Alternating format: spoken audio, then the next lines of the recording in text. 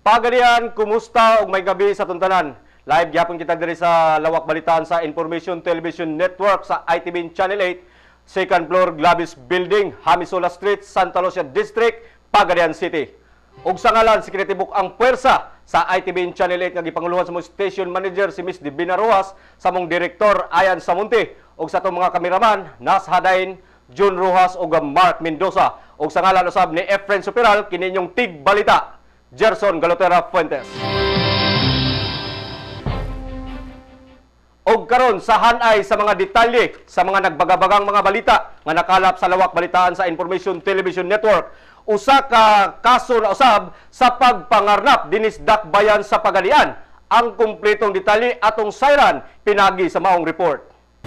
Linawas nga mitahaw sa buhatan sa kapulisan sa Traffic Division ang usa ka sa Bandal E. Mandagan, residente kini sa Old Labangan, Zamboanga del Sur. Din matud pa ang iyang single motor nga Honda XRM color itom nga adunay plaka nga A252-IC. Ang maong single motor ang gikarnap kini sa wa mailing suspitsado. Samtang nakaparada kini sa Citri Mall at bang mismo sa Sam's Fast Food sa Dalang Santiago. Kagahapong adlaw pasado kini alas 7:45 ang takna sa gabi. Din nasayran usab sa gihimong investigasyon sa mga kapulisan sa Traffic Division nga ang maong single motor nakarehistro sa pangalan ni Patronilo Bargaminto Jr., residente sa Mabulo, Cebu City. Samtang ang mga kapulisan ug ang ingon ang mga kawani sa Traffic Division nga ang nagpadayon pang naghimo og nangita sa maong single motor pinaagi sa pagkandak og mga checkpoint sa posibleng exit point sa dakbayan.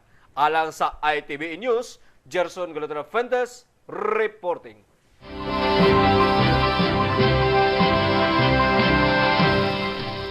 Daghang salamat sa detalye sa mong report ug dugang pa sa mga nakalap nga nato mga nagbagabagang mga balita. Usa ka lalaki ang matud pa mikatkat sa punuan sa lubi ug nagpakamatay diha gid mismo sa may lugar sa Cebu City. Ang kumpletong detalye atong sayran pinaagi sa report ni IC Suela. IC?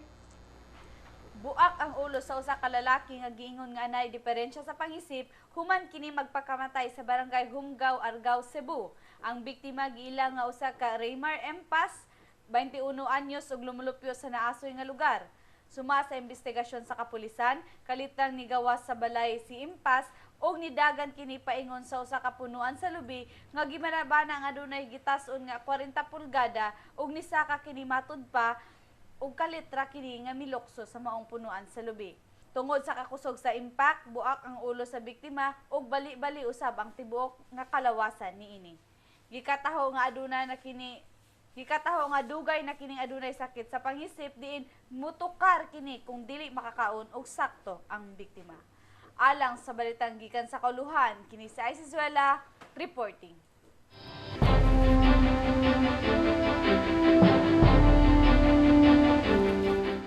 Daghang salamat IC Suela sa detalye sa maong report. O dugang pa sa atong mga nakalap nga impormasyon sa atong sayran ang balitang nasyonal. Pacquiao ora si atong halandong boksingeros dakpa sa Pilipinas nga si Manny Pacquiao ang matud pa daghan og absent o absinot sa hawanan sa Kongreso. Ang atong kumpletong detalye atong sayran pinaagi sa report ni Carisan Lumanta. Carisan?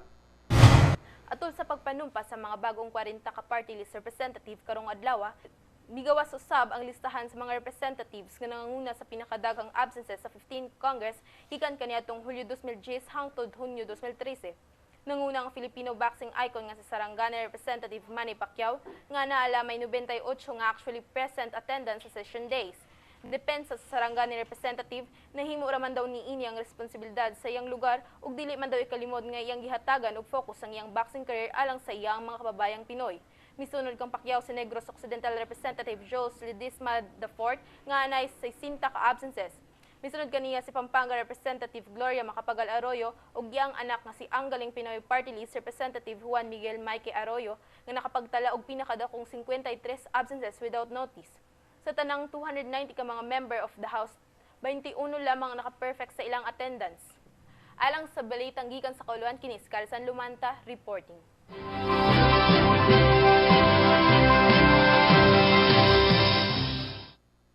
Daghang salamat Karisan lumanta sa detalye sa bawang report. Ug dugang pa sa itong nakalap nga balita, usa ka radio station ang gilabay og granada matud pa. Usa ang angulan o usa ang angol. Ang kumplitong detalye atong siren pinaagi sa report ni Jisrel Himang. Jisrel?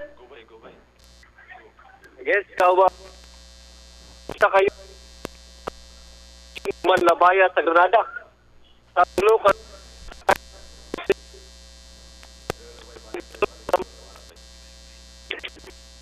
Bye. Okay. Ano ang utility personnel sa usa ka radio station human nabaya sa Granada sa tulo ka lalaki kasakay sa motorsiklo sa Purok Puno, South Poblacion, Maramag, Bukidnon, kaniyang buntag alas 8 ang takna kapinggon kulang. Atod pa ni Kukoy Medina, nga program director sa DXGT Radio Abante 92.1 FM station, nagihila ang biktima na si Celso Caniano, na nag-civil station director o kasamtangang nakakumpine sa Bukidnon Provincial Hospital. Matod pa ni Medina nga siguradong sila ang tinguha sa suspect, ilabi na ang mismo ang ilang announcer sa boat, gipunting paglabay sa Granada, hinungdan nga ni Agom kini sa ubay-ubay nga damyos. Siya mingon nga posibleng ang black timer usab nila nga si Chuas Signos ang punting sa mga suspect apan ang recorded program lamang niini ang nagtingog, hinungdan nga wala siya naunsa. Nagtuusab si Medina nga ang mainit o init nilang isgutanan bahin sa politika o local issues nga posibleng hinungdan kung anong sila gilabay ang Granada. Isairan nga ang maong station ang iya sa Bukidnon board member Gordon Torres nga nagsilbing station manager niini samtang padayon pagkaroon ng kapulisan sa ilang investigasyon aron matumbok ang responsable sa maong krimen. Alang sa ITV News, Sir Mang reporting.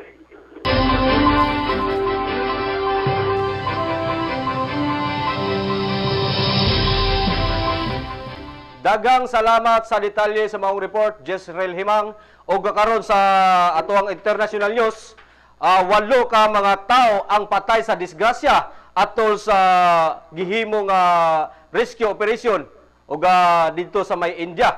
Atong siren ang kumplitong detalye, pinaagi sa report ni Margie Barcenas. Margie? Mikabat sa 8 ka tawo ang patay sa nahitabong pag-crash sa isa ka rescue helicopter nga nagahimog relief assistant dapit lamang sa naasoy nga pilgrimage site sa Northern India. Matud pa sa Indian Air Force, nakip-usab sa mga nangamatay ang 5 ka mga crew members sa Russian-made Mi-17 ug 3 ka mga sibilyan.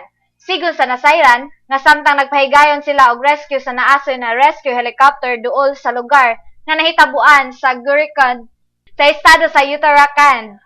Kikataho nga mukabat na sa libuan ka makatawhan ang na-stranded sa naasoy nga pagbaha, samtang mukabat usab sa 800 ka mga tawo ang gikatahong namatay na. Ala sa balita ang gikan sa gawas sa nasud, kini si Margie Barcenas reporting.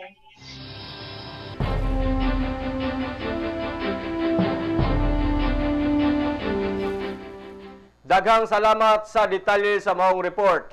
O at alang sa atong paugnat sa kusog, atong siren karon ang matud pa Pilipinas versus gikataho diri ang kontra sa Pilipinas ang India o Saudi Arabia rather. Saudi Arabia sa basketball tournament nga ipaygayon sa FIFA. Atong siren ang kumplitong detalye pinaagi sa report ni IC Suela. IC?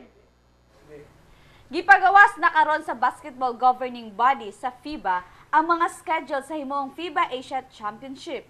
Matud pa nga mamahimong kontra sa Team Pilipinas ang Saudi Arabia. Human sa Saudi Arabia, ang bugat na usab nga team sa Jordan ang mamahimong kontra sa Team Pilipinas. Kahinumduman nga gipildi sa Jordan ang Pilipinas sa semifinals FIBA kaniadtong niaging tuig. Sunod magkasangka sa Pinoy Dribblers ang Chinese Taipei sa ikatulong adlaw sa kompetisyon. Ang FIBA Asia qualifying round pagahimuon sa Pilipinas gikan Agosto 1 hangtod Agosto 11 ning kasamtangang tuig. Alang sa Sports News, kini sa Aizuela reporting.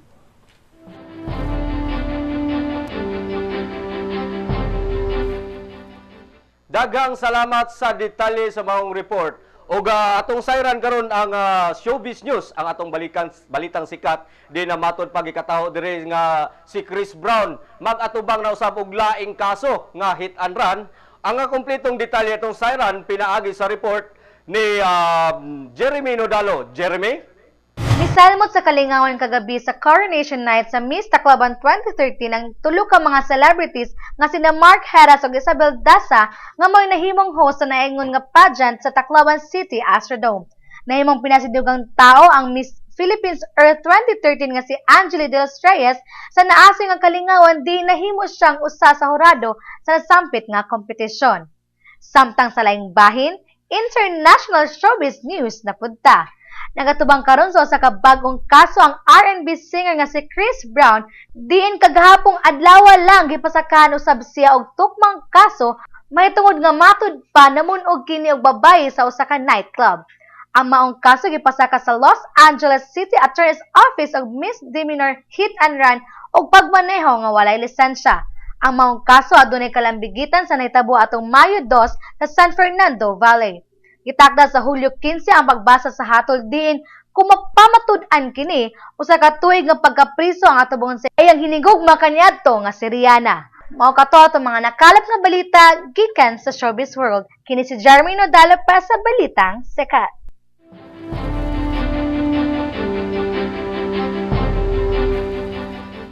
Dagang salamat sa atong sikat reporter nga balitang sikat reporter nga si Jeremy Nodalo.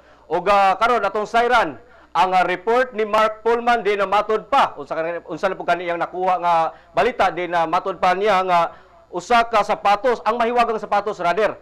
Ang atong sayran kana ang kumpletong detalye pinaagi sa report ni Mark Pullman sa News Kupo. Puto sa tiil na feel ang atong nadiskitaan. Sa internet ato na siplatan, dunay Reddit for swimming, igsuon. O tsinelas nga pwedeng sugbaon. Sa mahilig og sports, nindot parisan og shorts. Kung di ka gusto duulon, pagbalo na lagduryan o kini ang suuton. Pwera sa sosyalan, ni ay bagay ni Batman o kaha kang Spider-Man. Apan kung gusto ninyong pinasahing sakyanan, ni ay chikot para sa mga cute. Kung paastig ang carry mo, ni ay preskong uso. Apan mas galante ning Fanny Jordan collection niya. 2,000 kaparisan. Mark Pullman, ITVN News Kupo.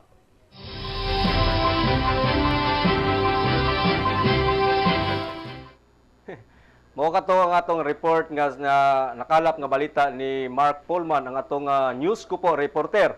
Og mao kato naglangkob sa atong kinatibuk ang detalye sa mga nakalap nga nagbagabagang balita sa lawak balitaan sa News and Information Television Network sa ITV Channel 8 og sa ngalan ni Efren Superal kini inyong tig balita. Daghang salamat din sa atong mga field reporter nga ningtuno sa ilang balita si Isis Suela, Margie Barcinas, Jeremy Nodalo og ingon man Karisan Lumanta, Mark Pullman og si Jezreel Himang. Kini inyong tig balita inyong kaabag sa kanunay Gerson Galotra Fuentes og moingon na lamang daghang salamat sa inyong pagtan-aw og maayong gabi sa inyong tanan.